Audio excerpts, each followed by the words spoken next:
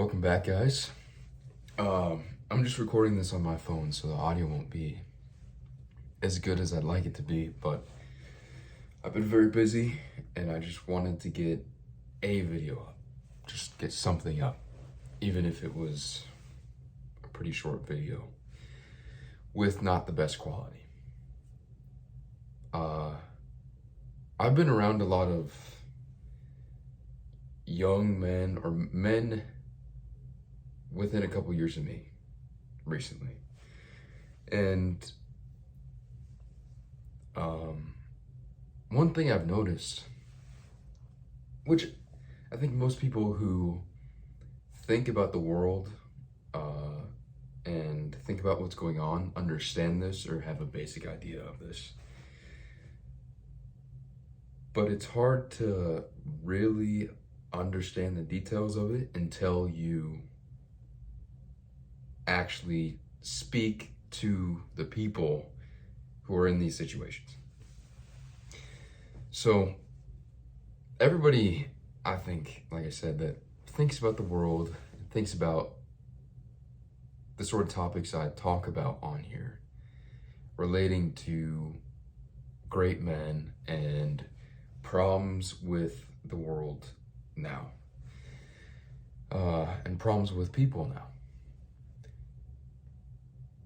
Everybody has a basic idea that young men have a rough time now. Now, of course, it's not like young men, at least in America, are not, or in the West, really, they're not having to go off to World War I or World War II. They're not fighting and dying in trenches yet, maybe. They're not doing that now, but that doesn't mean it's not bad. Definitely not. Definitely not. Because if you are or if you feel like your life is everything you'd like to do, you can't, and that you have to follow a certain path and be a slave to one or two main paths, then you are definitely just as bad, I think, as someone who has to fight and die in war. Because yes, you may not be dead because of it, but you are a slave to those ideas which don't allow you to do what you'd actually like to do.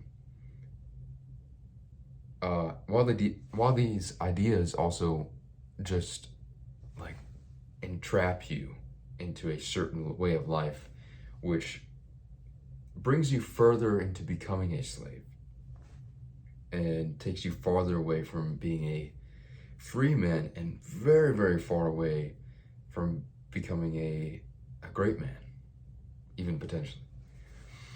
So being around a lot of young men recently, like I said, within a couple of years of me,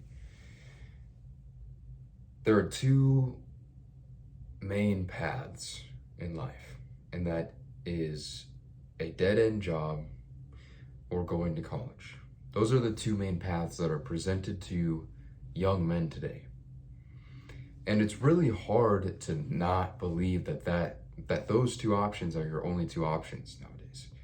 Because if you grow up your whole life believing that this is how it is, you can either get a terrible job that you will hate every second you're there. You're actually not getting any skills for the real world. You're not improving in any way. Or you go to college, waste 4 years of your life while tricking yourself into believing that you're productive just because you're there. Because people put so much weight on college, and so much importance is put on college that people automatically think, if I'm going there, even if I'm not doing anything 90% of the time, then I must be doing the right thing. I must be being productive. What I've noticed is that those are the two paths people are choosing. And those are two paths young men believe in. Again, that's not because they choose it, really. It's just the only two things they know. So, as I've talked to these guys, they're either going to college, or they want to go into college. And when you ask them, well, okay, what are you going to do? What degree would you like to get, and why do you want to have it? They usually can give you an answer for what degree they'd like to have. But after that, if you go a little further and go, what are you going to do with it? They don't know. There's no plan. There's no idea behind it.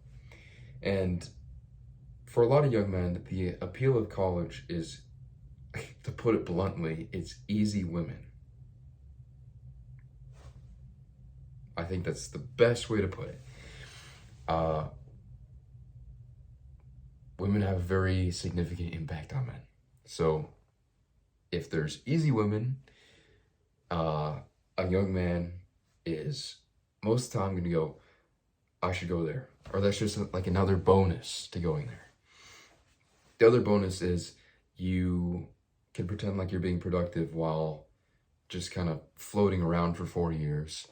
Everyone thinks you're doing a good job because you're there. You're getting a participation trophy for being there from everyone around you. It's so sad to see. And young men need to know that those aren't the only two paths. Absolutely not. One of the best things we can do, one of the best things we can all do, is to look back on history. I said this the other day to my girlfriend. She was talking about using sunscreen all the time and how important it is to use sunscreen. And I said, even me, who has very fair skin and burns very easily, I don't think I want to wear sunscreen anymore because it doesn't make sense to put a ton of chemicals on your body all the time, when most of the time it doesn't help that much anyway. But also, I come from a line of people who had the same skin as I do, and they were just fine. So that's a very different example, but you have to look back through history and go, well, they were able to do it. I think history is so important because we repeat mistakes, and the best way to not repeat those mistakes is to look back on the people before you. The great men who came before us always took the unconventional route through life. And it's so strange because people applaud that, but they always applaud it after they're gone. While people, if you see a young man who decides, no, I'm not going to go to college, and then he has a plan behind that, a plan of how he wants to live his life, a plan of some basic things that he wants to do, then people think he's crazy and he's dumb for not wanting to go to college or get a secure job that, like I said, won't offer you very much at all most of the time. And there were definitely times that people thought that these great men throughout the past were crazy. Absolutely. But you have to realize the unconventional route is the best route. No matter what that is, and you can choose what that is. That's the best thing about it, is that you have to be the master of your own fate. You have to be the captain of your soul. And you choose. You choose. That's the important part, is that you choose. You just have to be the master of your fate, the captain of your soul. There's a really good Sir Richard Francis Burton quote where he says, I'm trying to remember now. Uh, do what manhood bids thee do, from none but self expect applause. He who lives nobly, uh, I forget that last part. But don't always expect applause. That's the main part I was trying to get across. Don't always expect applause. Don't. Because otherwise, you're going to end up in some job you hate for the rest of your life, or you're going to waste 4 years. That's insane. 4 years of your life to get something for what? I mean, most of these jobs that exist nowadays don't even matter. They benefit the world in no way. If those people who had those jobs didn't go to work, the world would be better off. Do you really want to have a job like that, where you don't show up and the world is better because of it? No, of course not. Of course not. And you also want to have a job, or many jobs, that will provide you many different examples of how to live life, or things you can do with your life, skills you can learn to better yourself instead. So there's this book that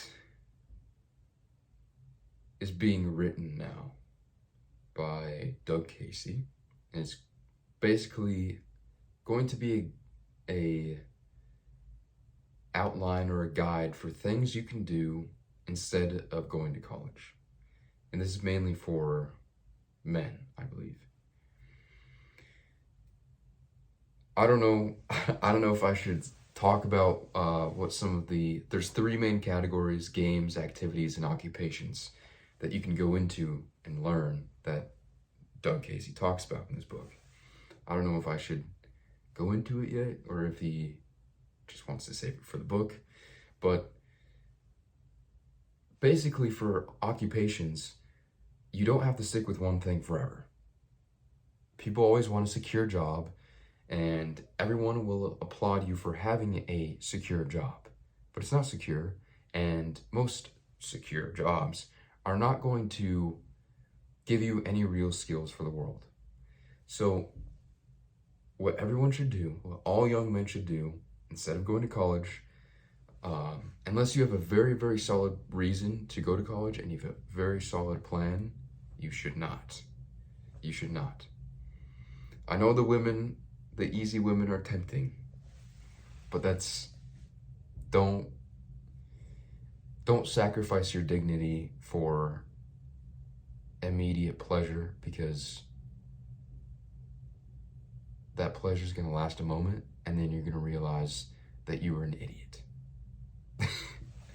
So come up with a list of occupations that you would be interested in going to, even things that you don't know anything about, but you believe could provide you with some sort of skills to make you a better man, but also a man with more experiences too. And that's a big thing. My dad and I were actually talking about Doug Casey's book, and talking about how the book is basically going to be, it's about preparation for life. So occupations, activities that will set you aside, set you apart from most people, make you stand out, especially because it's not just like some fun thing you do on the side. It's things that you would like to become better at, things you'd like to learn, and maybe even master. And there's games too. I guess I could just say the games. Games like chess, poker, Go, and bridge. Those are some examples. But occupations, you can think of building trades, or EMT, anything that is similar to those occupations. And you should take 4 years of your life. Instead of going to college for 4 years, take 4 years of your life at least, and find some occupations to go through to the point where you actually get skilled and competent within that occupation. And then you can go to another one. And there's nothing wrong with that unless you would really like to continue on the path of whatever you're doing now or whatever you would be doing. Learn some activities and some games that would make you more interesting, more experienced, and become competent at those things as well. One big thing, there's two main things that hold people back, hold young men back today. And that's not knowing that there's another option, another choice, and that choice is guiding your own life. And the second thing is fear. Definitely fear. It's shameful to let fear stop you from doing something that you know would make you better. For example, the reason why I've been so busy recently is because I got a job recently, and it's not I might quit and get a different one because I'm realizing now, and I didn't know before, I needed to actually be in the job and doing what is required of me to realize that I'm not learning things that would actually make me more skilled, really. The best thing I've gotten out of it is having to be more social and learning how to speak to people better. That's the best thing I've gotten out of it, which is good, but not, I'd like more on top of that. So I've been doing that, and I've been taking an EMT class as well. If I pass the test, then I would be EMT certified in November. So I've been doing that and working, and I've also been learning Spanish, playing guitar, playing chess, reading a lot too, and working out. So that's just a couple of things I'm doing now. And I know I have a basic plan of what I'll do within the next year now until at least November of 2024. My world went from being very, very small, and I went from feeling very small in some ways to having my world grow a whole lot more and understanding that I am capable of doing a lot more and that there is a lot more to do. Those two things. And I'm a very introverted person. So I definitely feared starting a job because, especially the one I'm at, because I knew that I would have to talk to people and new people, which sounds dumb because it's not hard to do. It's just a irrational, introverted fear. Same thing with the EMT class. It's a small class, a small group of people, and you have to interact with those people because you have to go through different scenarios and different exercises to with other people to complete a task. But the other fear was failure in the EMT class. Like if I didn't put enough work in, but that's dumb too because I didn't even start. So that's just an example of how fear is, in these cases, absolutely irrational and dumb. Now I know because I'm an introvert, I have different fears than a lot of people. But just cast that aside and do what would be best for you. Anyway, this was a longer video than I thought it would be. That's for sure. But there's another option. There's another path. And that path is unmarked. You have to trailblaze that path. It is unique to you, and that's scary. But if you are a young man, if you are a father, or you know young men, then you need to tell them, or you need to tell yourself that there is that other path. You're gonna be scared. You have to come up with a plan. You have to lay out a set of games, activities, and occupations that you think would make you the man that you wanna be. And maybe you don't know the man you wanna be. Well, then you have to think about who that man is and what it means to become that man. And you need to hold him in your mind. Hold the potential future you in your mind. Because you don't want to be like these guys who have no idea what to do. And you will blow these people out of the water if you trailblaze your own path and have a plan. That's for sure. There are tons of examples of men throughout history that prove that theory correct. That if you are the master of your fate, if you are the captain of your soul, if you have a plan, if you are truly driven to become the man you would like to be, then either you fail at it, but Nietzsche had a quote where it was like, he said something like, there's nothing better or nothing more, what's the word I'm trying to think of, admirable than failing while attempting the impossible. It was something like that. I don't remember exactly what the quote is. Even if you fail, you did it your way. The mob is not the way. College is likely, for you, not the way. A dead-end job that you will hate every second of is not the way. That's for sure.